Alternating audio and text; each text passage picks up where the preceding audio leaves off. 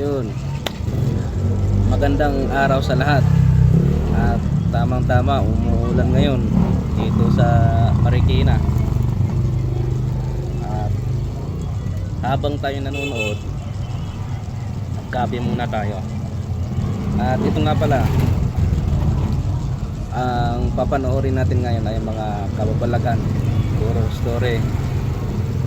At galing to kay Boss Reno.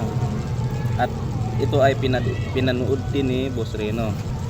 Legit ito at kitang-kita naman na hindi edit at saka CCTV talagang nagamit. Yun, diba? At tara na, tirahin natin to, baka tirahin pa ng iba. Let's go. In the shop. This video happened somewhere in southwestern Ontario in Canada. Ayon kay Pickled Thimble, ang nag-post ng video na ito sa Reddit, dati siyang nagtatrabaho sa isang bar na katabi ng barbershop sa video. May kakaiba siyang nararamdaman sa gusali na to na hirap siyang ipaliwanag, and he called the building sketchy. Then this video happened. It's like 15 now. Now probably 8 street. Boom! Ano nangyari? Ano nangyari? Uy, kusang gumalaw yung mga ano. Nalaglag kusa. Nahulog ang dalawang product bottles sa kinalalagyan nito kahit wala namang gumagalaw dito. You can see it slide off the shelf. Makikita ang pagkagulat ng mga tao sa nangyari. Hati ang opinyon ng mga Hindi naman uuga yun kasi sa pader na ano, di ba? Hindi rin hangin kasi yung katabi hindi naman gumalaw. panood sa video. Ang iba ay nagsasabi na ito ay paranormal habang ang mga skeptic naman ay sinasabing may tali sa upuan na malapit sa shelf. Kaya nang ginalaw ng dumating na lalaki ang upuan, saka palang ito nahulog. Pero kung susuriin, bago pa mahulog ang containers, aksidenteng nagalaw ng cleaner ang upuan. Ay, oo pero nga. wala namang nangyari. Oo nga, Ano galing. sa tingin nyo mga ka-goosebumps? Real or hoax? Kayo na ang humusga. Glitch in the Matrix. Nakakatakot naman yung boses ni ano, ni Goosebump Top 5. Eh, kita pala yung pa ako, sorry. Maraming mga kaganapan sa mundo na mahirap ipaliwanag. Katulad sa susunod na video ngayong mapapanood. Makikita ang sasakyan at isang babaeng nagbibisikleta ang halos sabay na lumiko sa magkabilang direksyon ng daan. Nang bigla na lang napahinto ang babae. Ito ang mga sumunod na nangyari.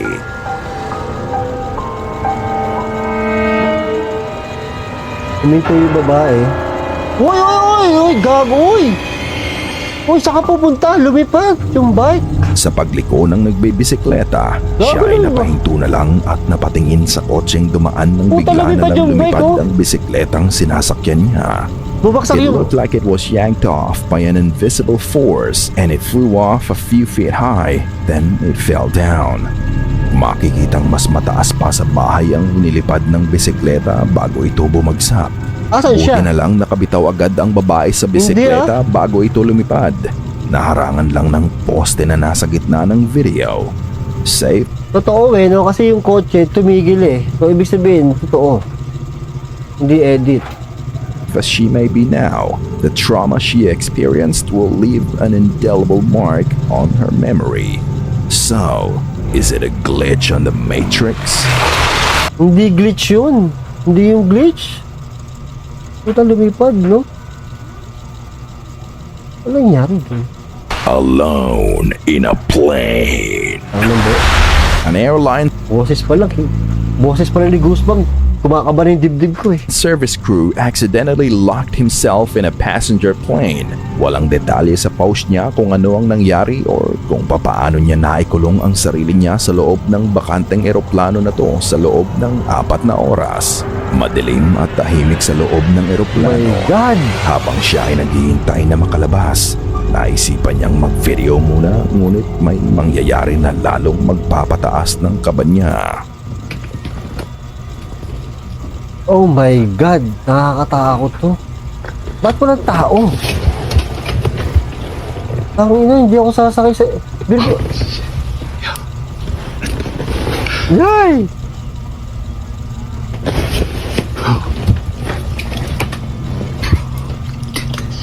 Gago naman to kung ginagawa mo. No. Wait. Walang hiya mo to. Let's go. Let's did this. Gago. No, I know I'm not dumb enough to lift those shades up because I got my flash on it here. You gonna catch my ass if they see.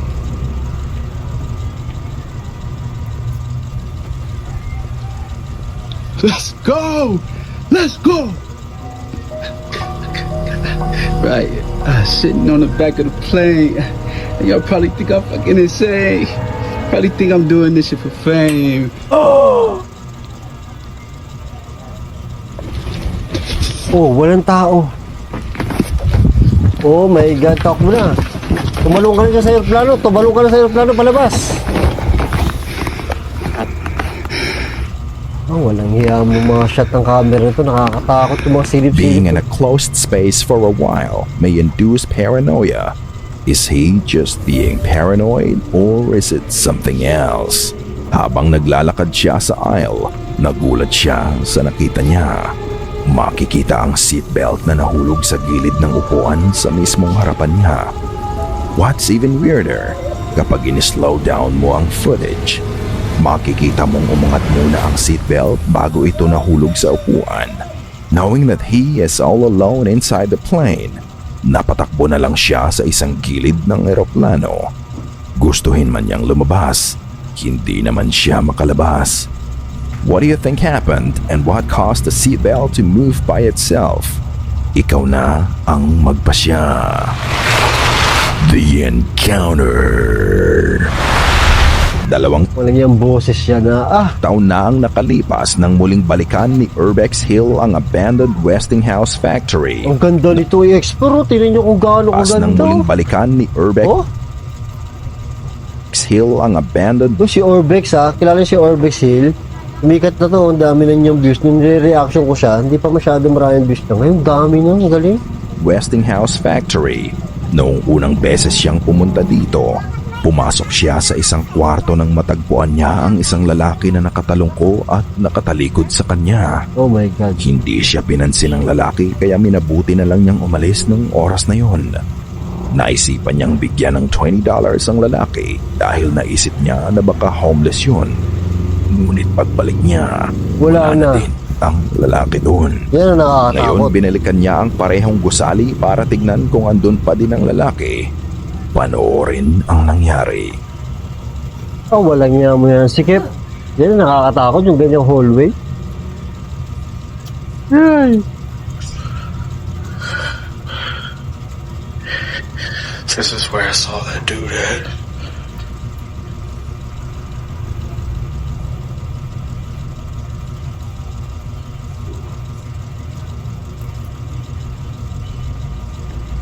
Na-imagine ko yung amoy ng lugar. Oo. Pinuntahan niya ang lugar kung saan niya unang nakita ang lalaki, pero walang tao doon. Kaya pinagpatuloy Imagine na lang ko. niya ang kanyang pag-iikot sa gusali.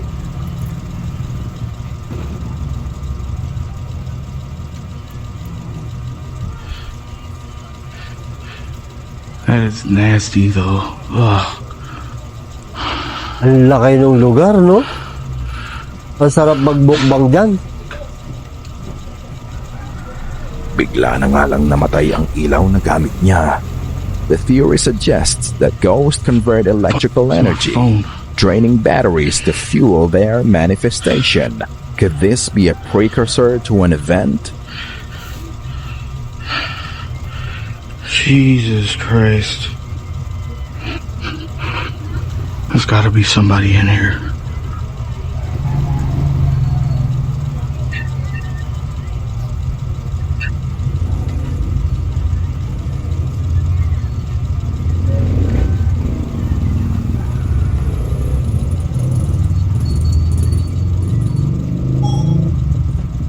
Nakita mo ba yun? Hindi, nasaan? There's a dark anomaly walking across the hallway.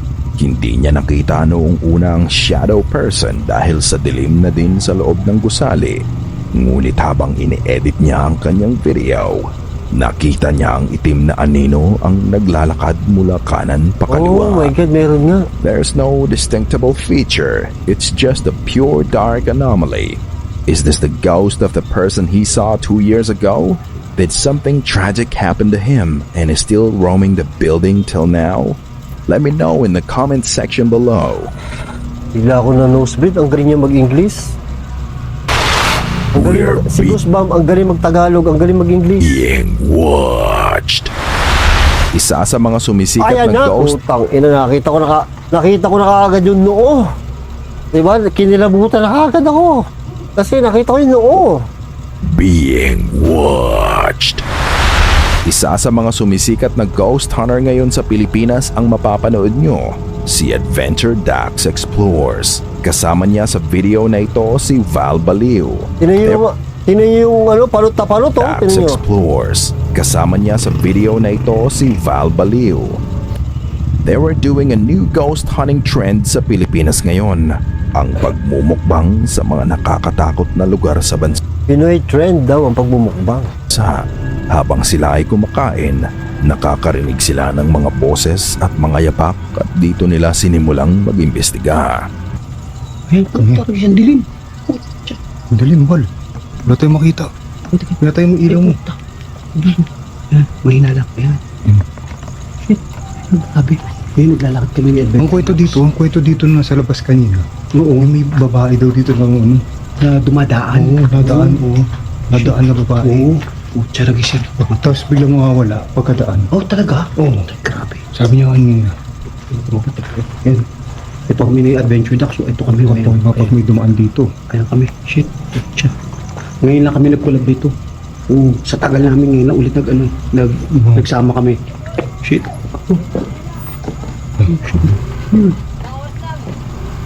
Nakakatakot yung likod nila. May tumutok-tok. Ayun, yung tumutok-tok na yun. Kaba dyan? Oo. Tao, Dito sa sementeryo na to, dito ako nagmumukbang ha. bigyan tok-tok nga. Malayo. Wala yun. Grabe, nakakatakot. Okay ka lang, Bal? Oo, okay lang ako. Ikaw, okay ka lang? Iyak ba yun? Saan iyak? Special yung camera ni Bal, no? Iba na talaga si Bal. Parang umiiyak na ako naririnig. Shit, ayun, grabe. Ano doon? Ano doon? Parang nakatakot doon. Teka, sisilipin namin. Ay, Silipin mo, sige. dyan part na yan, sigurado ako dyan may mapaparamdam sa kanila. Kasi dyan may nagparamdam sa akin, talagang parang yabag ng paa na tumatakbo. Kapag ka naman, Bal eh. Puta na, kahit tumama ko. Sige, sige. Ay, yung part na yan. Ayun nga. Grabe. Nasa dulo sila. Ayaw ko magbukbang sa part na yan. Yan nakakatakot. Ano yung mga tropa? Dito sa likod na to, ewan ko kung... Ayun, sa likod kami. Grabe, bigla ka dito, Bal. Sa?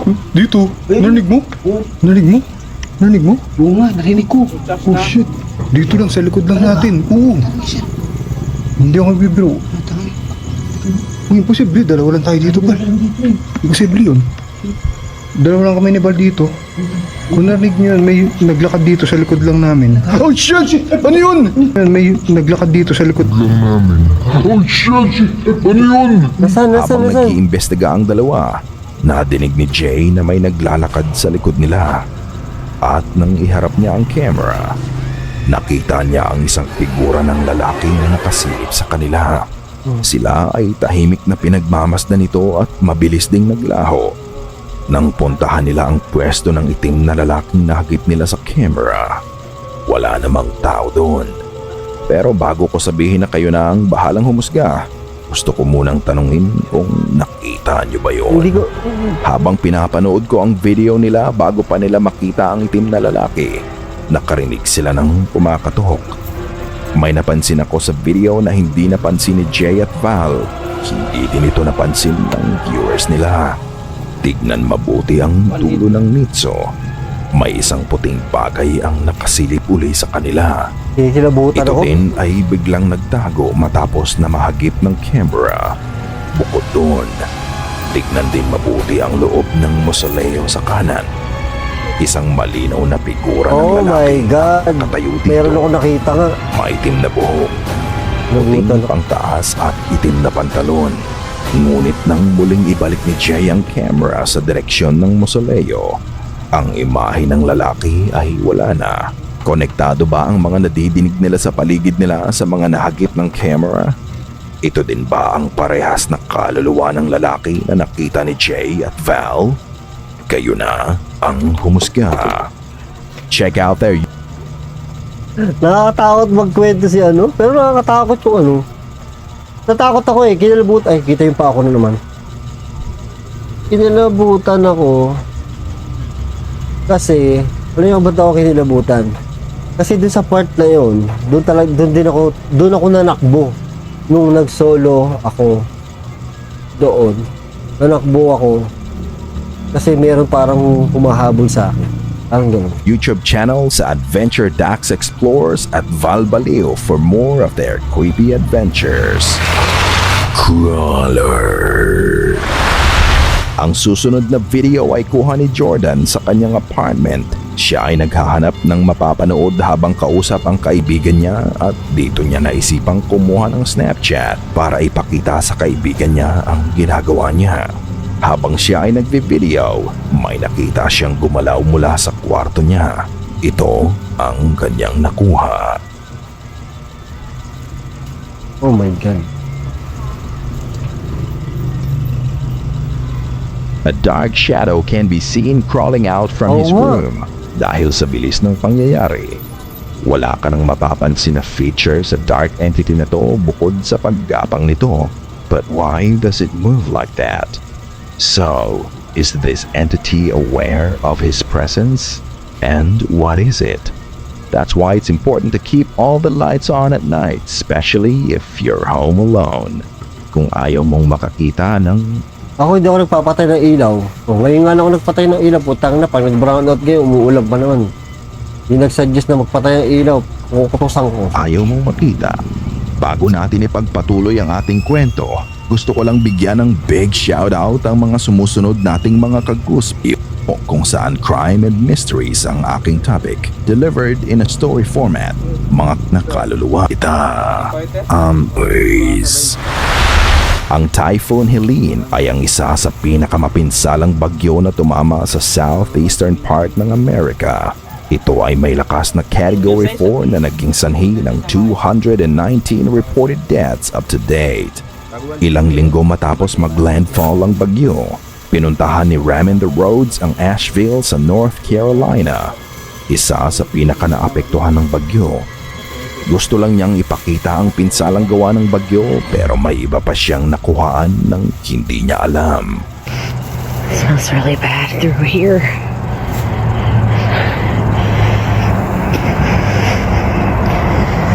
Like rotting. Lakas ang ulan.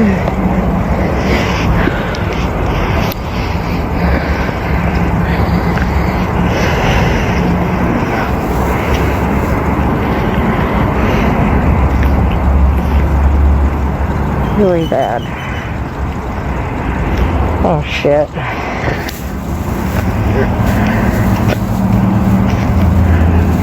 Parang may may nag-ritual, no? Or may nakalibing.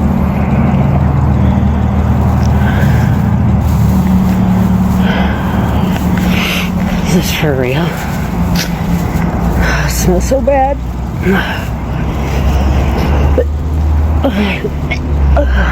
Bukod sa mga debris, nang itutok niya ang camera sa isang tumpok ng lupa na may nakatusok na krus, you can hear a faint disembodied voice of a man saying, "Here." Oh, kala ko kasama niya yun. Hindi pala. Ang lakas. Is that the voice telling her where rescuers can find him, or that's the spot where he died? Regardless, this kind of footage is disheartening to watch. May the memory of those lost in the typhoon be a blessing, and may they rest in peace. Tunnel Peaker. Tunnel. Si Marquez Jana at ang isa niyang kaibigan ay binisita ang service tunnel ng isang abandonadong paaralan sa Minnesota. Ayon kay Marquez Jana, puno ng pentagram na pwedeng ginagamit sa mga demonic rituals ang buong paaralan. Gamit ang cellphone bilang flashlight, nagpatuloy ang dalawa sa pagbaba sa service tunnel. Ito ang kanilang nakunan. Creepy ng tunnel na to. Teka lang. Oh my God. Look at the end of the pipe connected to the ceiling. May white grayish figure silang nakita na tila nakasilip sa kanila. Unaware at that time, pinuntahan nila ang tunnel na pinanggagalingan ng white grayish figure na to. Pero wala naman silang nakita. Is it a dark entity summoned by the rituals inside the abandoned school? Ikaw na ang bahalang magpasya. Poltergeist. Ito, poltergeist. Natutulog si Natasha nang magising siya ng CCTV notification niya. It was 4:58 a.m. There's something that triggers the motion sensor of her security camera. What she caught on cam was strange and fascinating at the same time. This is what her security camera captured.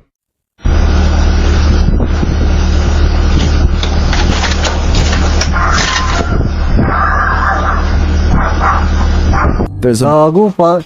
Yung multo, alam niyo yung multo, gustong nakawin yung bike. Ang problema, yung multo, hindi pa pala masyado marunong mag-bike. Kaya natumba. bike parked just outside the house when suddenly it started moving on its own. Oh, Ito ay bagyang nanginig bago ito umatras. Saka ito umabante at lumiko pa kaliwa at bumagsak. Hindi marunong mag-bike. Maririnig mo ang hangin sa background, but I don't think it was strong enough to move the bike like that. To move something like that requires a lot of energy, lalo na para sa mga espiritong wala namang katawan. Nawala ang activity nang magsimulang tumahol ang aso nila. So ano sa tingin nyo mga ka-goosebumps? Ito ba ay totoong paranormal o gawa-gawa lamang? What is it? Dami ah. Isang viewer natin ang nag-reach out para mabigyan ng sagot ang nakuhaan niya sa video niya. Ito si Derek Shelby at ayon sa kanya, may mag-asawa ang namatay sa bahay na kanilang tinitirhan 1 taon bago sila lumipat dito. Hindi daw talaga maganda ang pakiramdam niya sa bahay. Isang araw, habang siya ay nagtitiktok, ito ang nakuhanan niya. Oh, shit.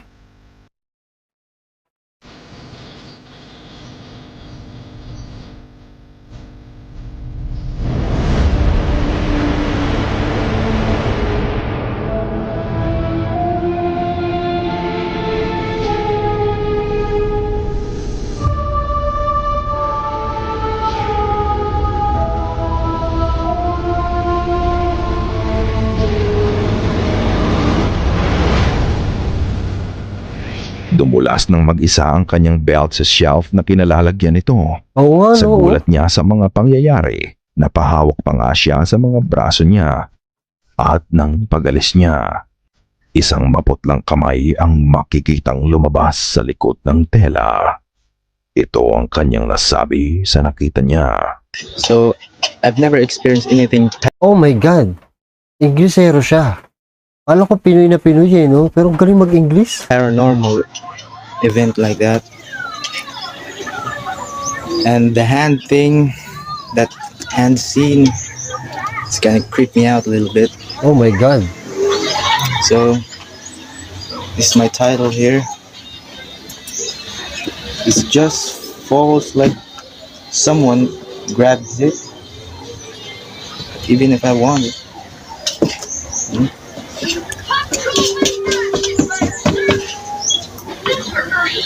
It can't slip. It stays there. And this, where the hand popped out,